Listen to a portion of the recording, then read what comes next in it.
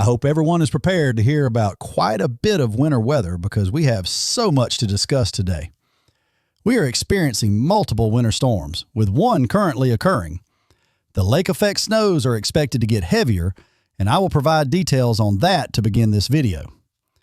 The next topic will be the upcoming winter storm risk, which will arrive in a day or so, covering a large portion of our country throughout the entire weekend. Additionally, we are monitoring another time frame for a winter storm risk that will begin in the plains and eventually make its way into the eastern United States.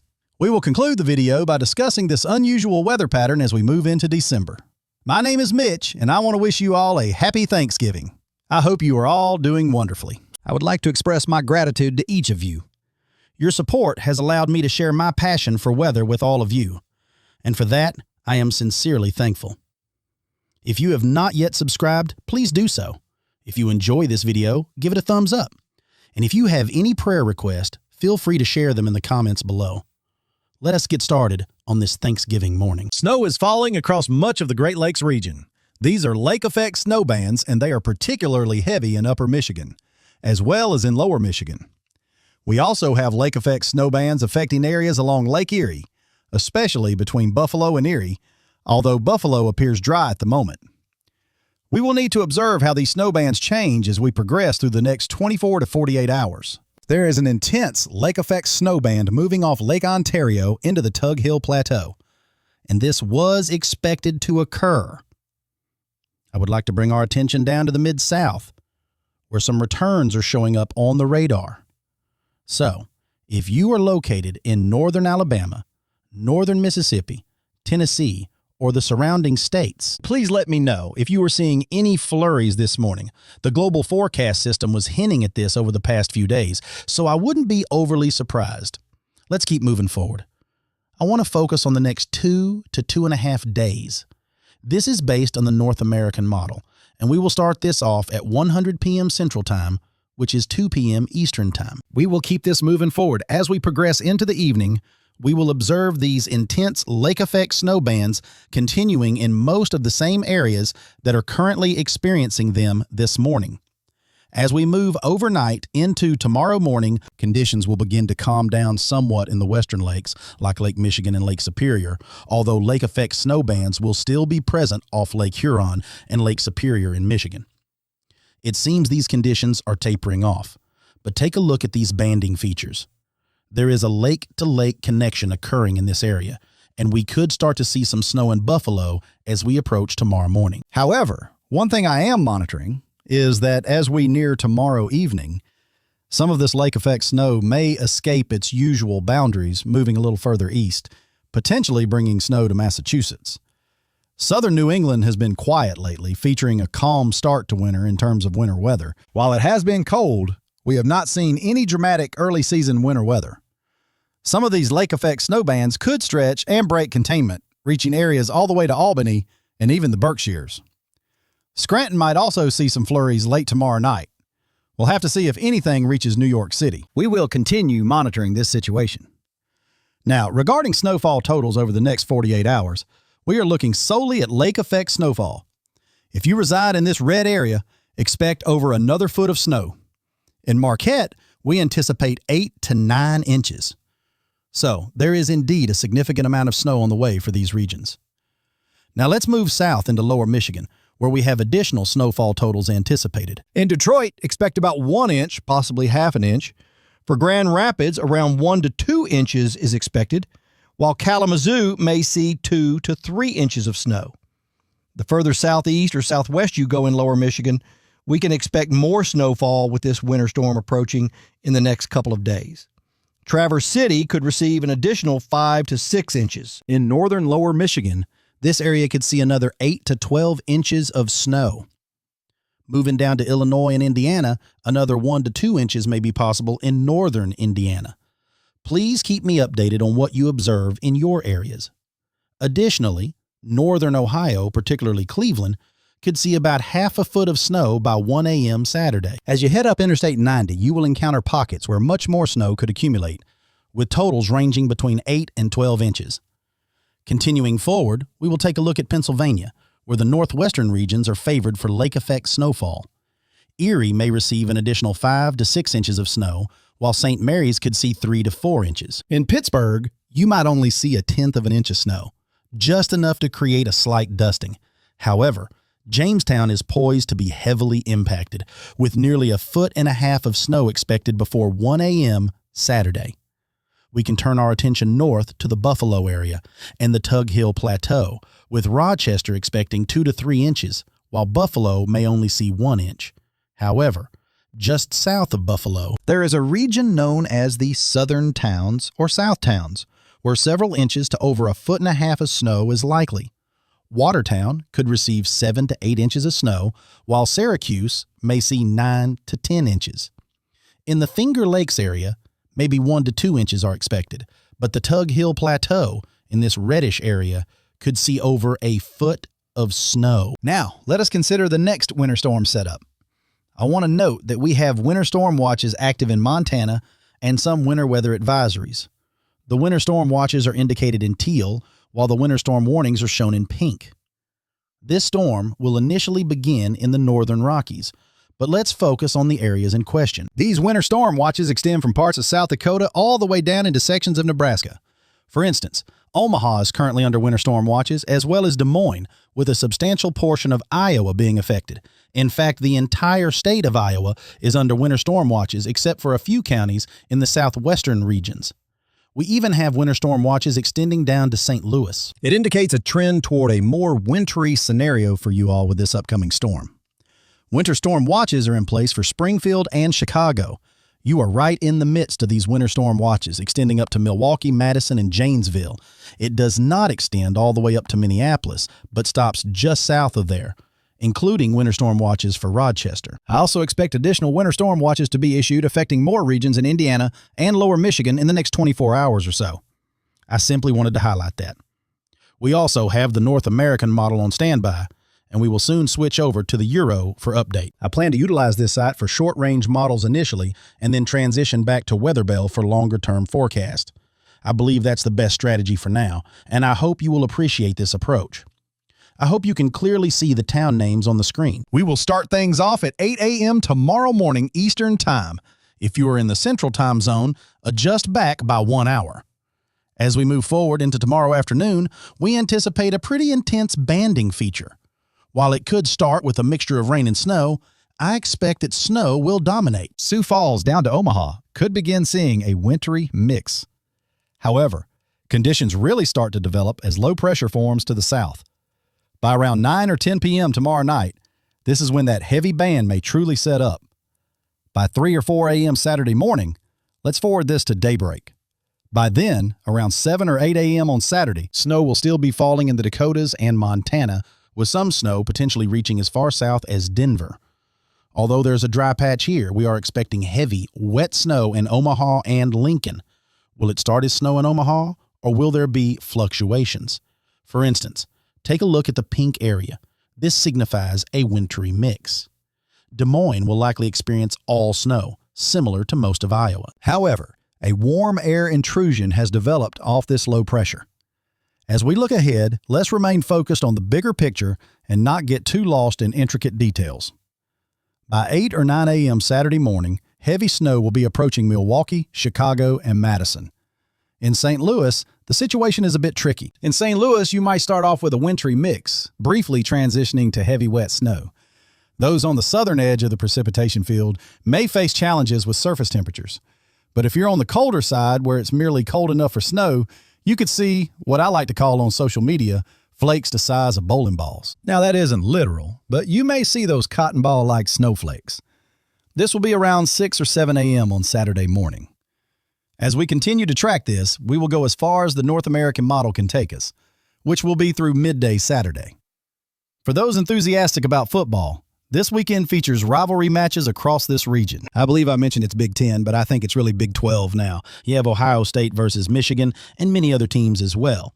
With a snowstorm on the way, make sure to tune in, hunker down, and enjoy some exciting snow games. We are tracking a significant winter storm moving through the Midwest, with Chicago expecting only snow. We will monitor further developments, and it appears that Indianapolis could see heavy, wet snow despite the green indication. I still have to remember various town names and areas while switching back and forth between states. Let's return to where we just left off with the North American model. This is the latest Euro model, although we're about to receive an updated version. Not much has changed at this point.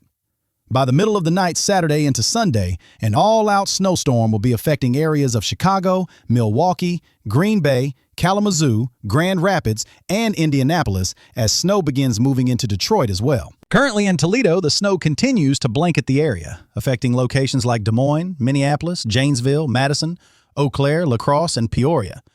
It appears that the snow will change over to rain as it approaches St. Louis. Kentucky appears to be experiencing all rain, though we should keep an eye on northern Kentucky and Evansville, which may see rain in this particular forecast. The system is expected to last until Sunday morning. Snow is still falling across most of Michigan, creating a layering effect of snow on the ground. As this weather system progresses into the eastern United States and the Northeast, we'll start to see changes around midday Sunday. A wintry mess is anticipated in the cold air damming regions of West Virginia and Virginia, where the cold air may get trapped east of the higher Appalachian Mountains. This scenario plays out in many of the states shaded in pink on the map, which may experience freezing rain. The areas marked in orange are forecasted for sleet, while the blue indicates snow. Sunday morning could start off as a significant wintry mess in Pennsylvania. As for temperatures, it looks like low pressure will track across the Northeast, shifting areas that begin with winter weather to rain later on Sunday. We'll refine the details for the Northeast as we progress. Once this system passes, the good news is that we align closely with the National Weather Service forecast for approximately 75% of this storm across many affected areas. Let's start by taking a look at Montana. Though I don't often highlight this region, I want you all to know how much snow is predicted between now and early Saturday morning. After that, let's transition over to North Dakota, where Bismarck can expect between 1 and 5 inches of snow. Now moving down to South Dakota, much more substantial snowfall is anticipated. Gettysburg is expecting 4 to 6 inches, while Brookings is forecasted to receive 4 to 7 inches. Sioux Falls may see between 4 to 8 inches of snow, indicating several inches of accumulation in this area. As we continue down into Nebraska, it's a somewhat complex situation.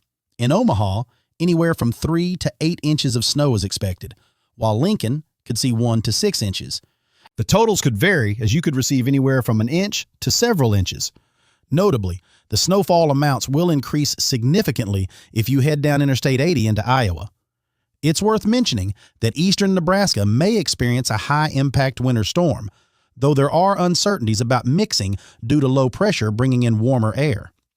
Southern Minnesota is expected to get 1 to 5 inches of snow around Minneapolis, but as you head south along the interstate, it could exceed half a foot in the highlighted yellow areas. A significant amount of snow is predicted for the southern regions of the state. In Iowa, the entire state is forecasted to receive large amounts of snow, with Fort Dodge seeing between 9 and 16 inches, and Des Moines expecting between 5 and 12 inches between now and Saturday at 6 p.m. Most of Iowa seems likely to receive at least 5 inches of snow, except for the southwestern regions. In these areas, mixing with warmer air from nearby low pressure could lead to a combination of rain and wintry mix.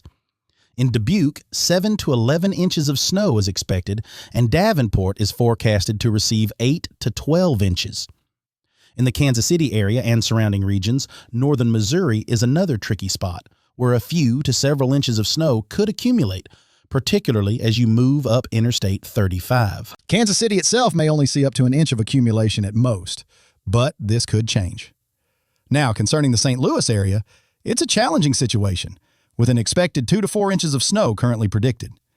There's potential for a wintry mix as well, with some sleet and freezing rain, although significant mixing with this storm is not expected. The line appears to be blurred between rain and snow, with a little wintry mix likely to occur in the transition zone.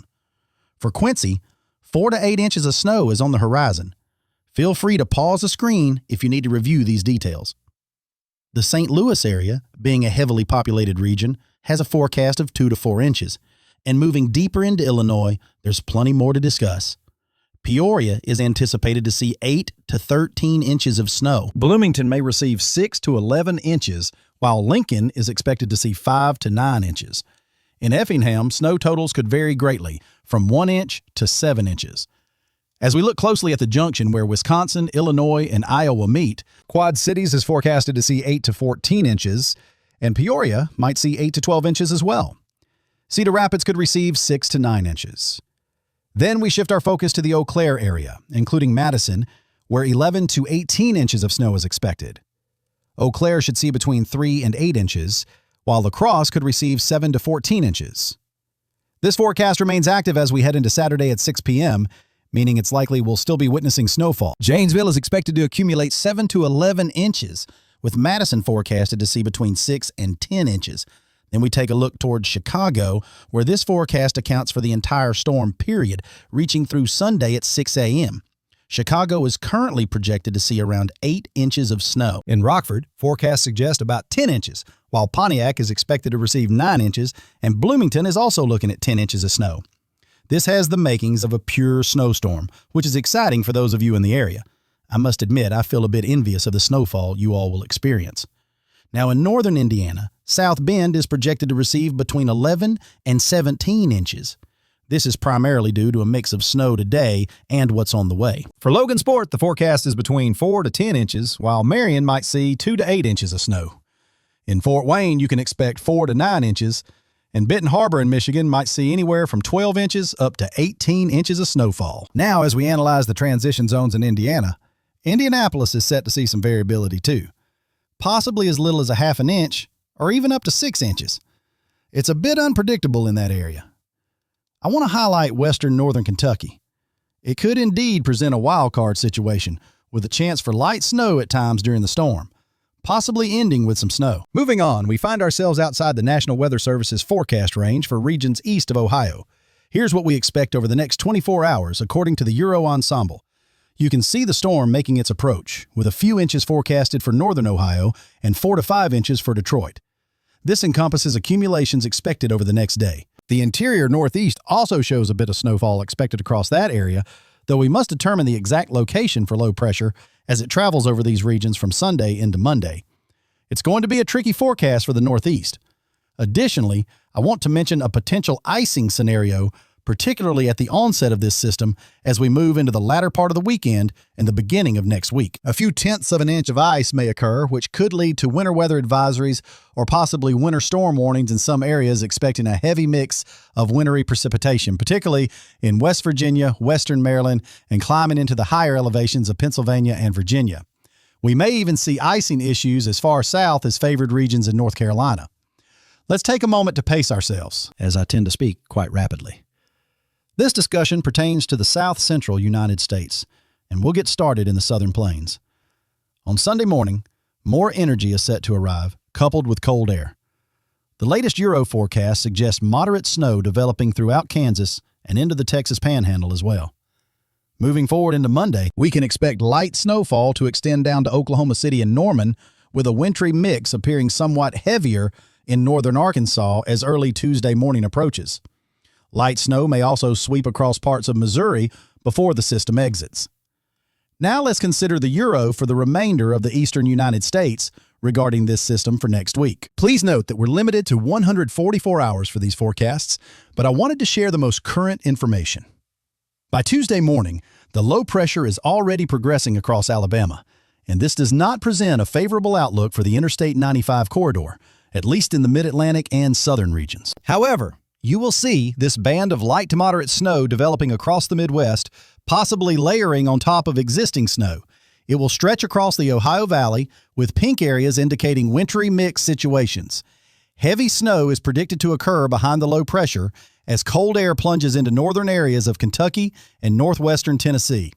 Expect lighter snowfall in Indiana, Illinois, and Ohio regions. Then, of course, as this system strengthens within the cold air, we can anticipate a major winter storm affecting late Tuesday, covering the Ohio Valley, Kentucky, Ohio, West Virginia, Pennsylvania, and western Maryland.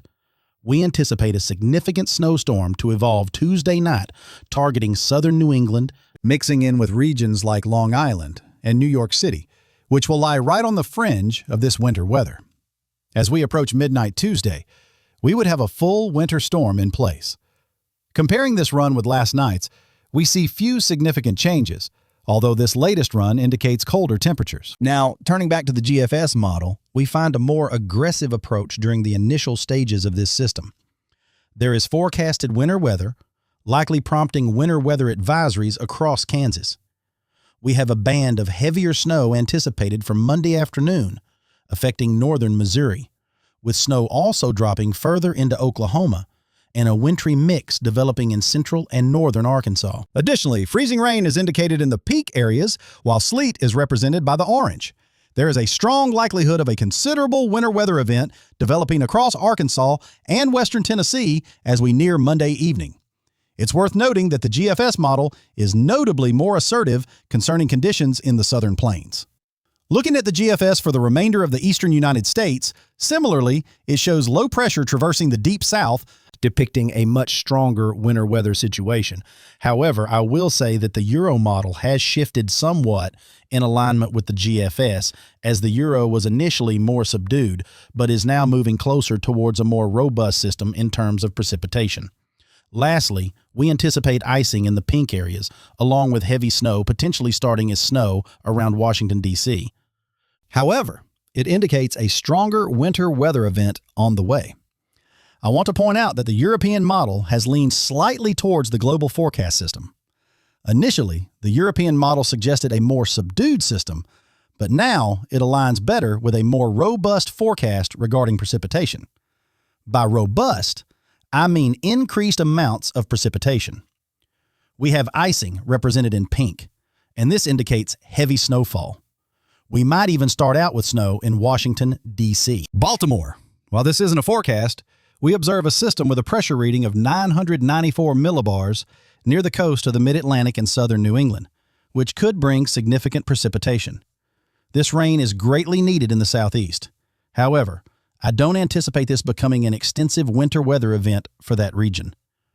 We should keep an eye on Tennessee and Kentucky areas, as there certainly is a notable winter storm brewing. As we approach Tuesday evening, we might see some snowy conditions in the Cumberland Plateau and the mountains of Tennessee and North Carolina. We will keep a close watch on this development. There is quite a bit to cover today, everyone. Taking a look at the Euro Ensemble model, the latest updates reveal a significant snow footprint developing, which is concerning. Unfortunately, we do not have the latest model data available. We'll revert to the operational model now, which shows the winter storm signal we discussed earlier for this weekend in the Midwest starting to fade away. Meanwhile, we might expect a quick inch to an inch and a half of snow in areas of the Central Plains. There's even a possibility of a few tenths of an inch of snow for parts of Oklahoma before this system moves along. When we examine the entire eastern United States, there's a slight signal from the Euro Ensemble indicating a chance for some snow as we head into next week. Comparing this system's projected snow footprint to previous operational runs, it appears to be located much further north. As for fuel for the storm, the models indicate an increase in activity from Tuesday into Wednesday across the Northeast. We can expect a few inches on average in that region, leading to a more impactful winter storm for southern New England, Maine, and indeed all of New England. Therefore, if we analyze the ice signal, we can note that from now until the weekend, it shows potential for strengthening as we move into next week. There is an indication of a few tenths of an inch of ice, particularly over areas prone to cold air damming. Additionally, while I hadn't included this in our previous analysis, I believe we should keep a close eye on these ice signals as well. It is worth noting that this data lacks full support from models like the GFS.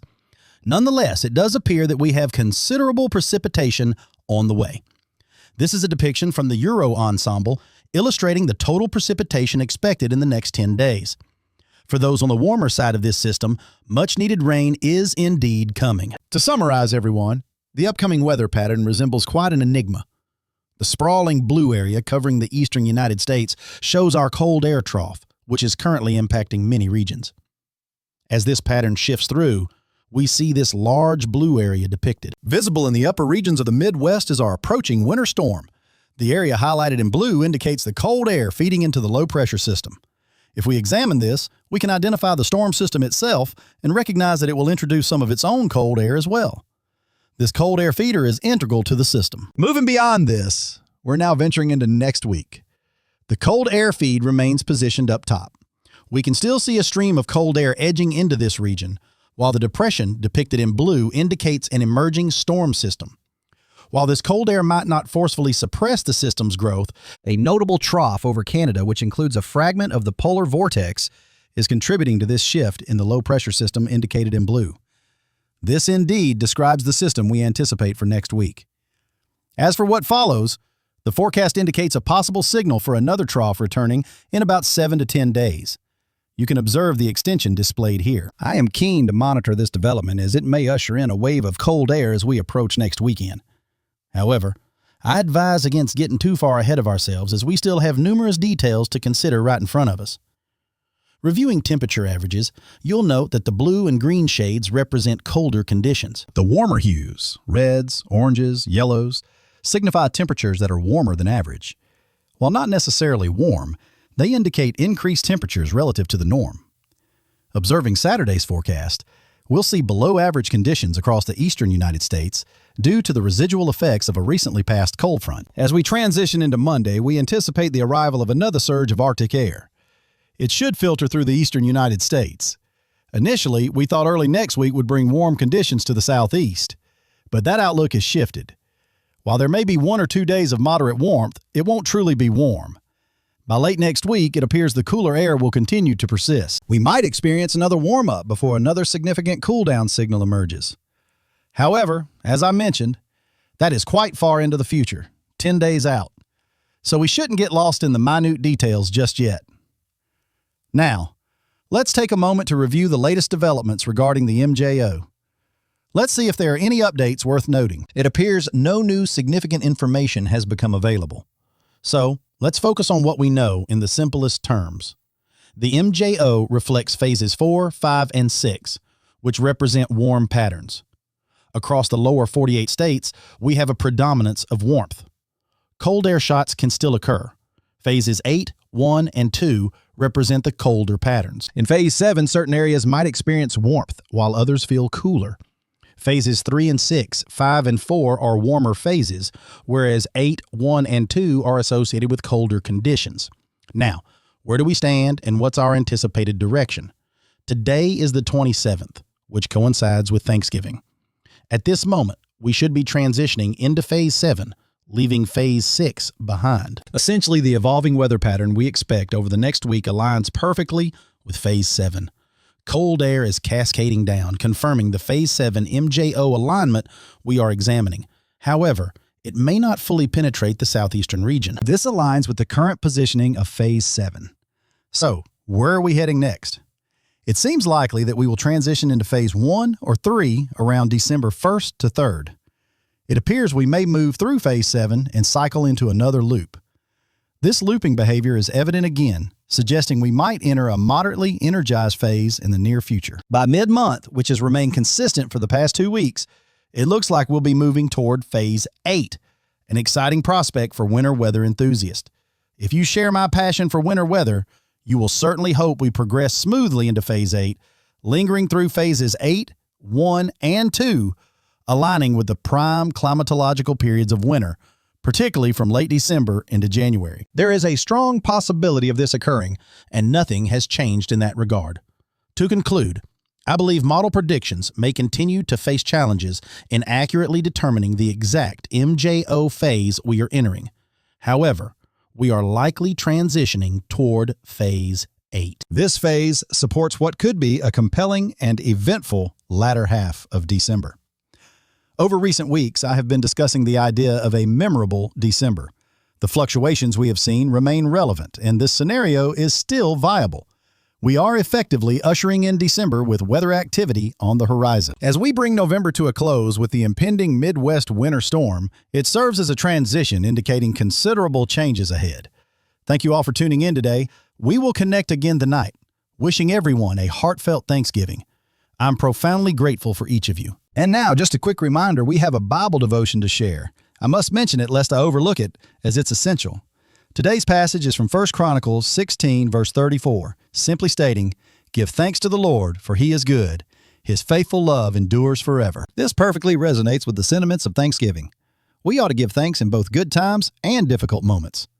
One truth is that he remains aware of our needs, even when we may overlook ourselves. I am eternally grateful that we serve a God who has already accounted for our missteps and recalibrations. He has set paths before us to align with his purpose. His love for us is unfathomable. In closing, I want to express my gratitude for this, as we all navigate our earthly desires that often steer us away from his will. It is crucial to continually pray for His proximity in our lives and take the necessary steps to cultivate that relationship. Thank you all for joining today. May God bless each of you. I hope you enjoy a lovely day, and I look forward to our next conversation.